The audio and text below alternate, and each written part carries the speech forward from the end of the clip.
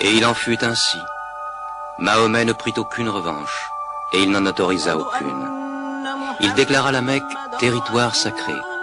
Nul ne pourra y verser le sang, ni abattre un arbre, ni tuer quoi que ce soit de vivant à la Mecque. Bientôt, toute l'Arabie fut convertie. Non seulement à la nouvelle religion, mais aussi aux nouvelles lois, aux nouveaux usages établis par l'islam. Le prophète avait vécu le temps d'accomplir son œuvre. Mais un jour, il commença à ressentir les prémices de la mort. Il lui restait à accomplir le dernier acte de sa prophétie, mettre le sceau à la religion.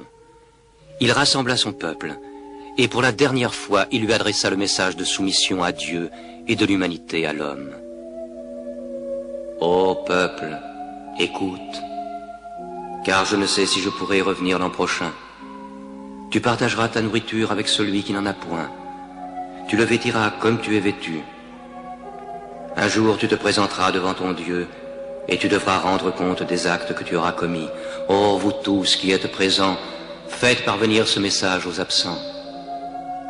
Vous descendez tous d'Adam, et le plus digne de vous auprès de Dieu est celui qui le craint le plus. Réfléchissez profondément à ce que je viens de dire. Que toutes vos querelles soient abolies. Tous les musulmans sont frères. Entre musulmans, il ne doit exister ni race, ni tribu. Les biens d'un frère sont inviolables, sauf de son bon gré. Ne sois ni oppresseur, ni opprimé. Ô peuple, je ne suis qu'un homme. L'ange de la mort m'apparaîtra sans doute bientôt, et la mort m'étreindra. Mais j'ai laissé auprès de vous le livre de Dieu, le Coran, et la conduite de son prophète. Alors il répéta la dernière révélation du Coran, qui scellait la religion. Non les paroles de Mahomet, mais la parole de Dieu. Ce jour, j'ai parachevé votre religion, j'ai terminé ma mission auprès de vous, et je vous ai choisi l'islam pour religion. Mahomet mourut dans sa 63e année, le 8 juin de l'an 632. Bon nombre de ses fidèles refusèrent de le croire. Comment un homme comme lui pourrait-il mourir?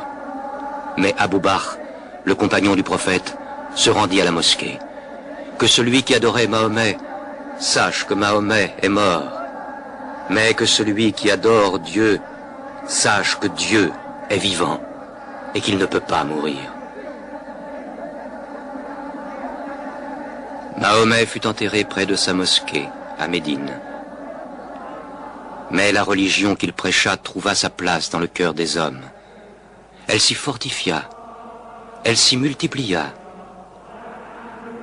Aujourd'hui, à la Mecque, ils viennent encore.